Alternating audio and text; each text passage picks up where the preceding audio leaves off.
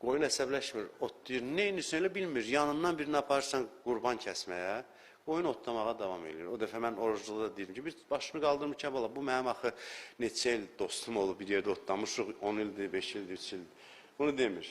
Başa düşmür, o qoyunun səbrinin nə dəyəri var? Bilmirdən nə baş verir. Bu dözür, öz içindədir.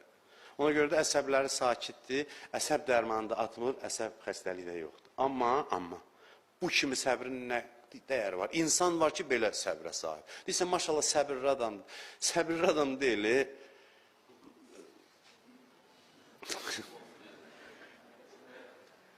Mən həlim insanamsa, sual verilməlidir, nə səbəbdən?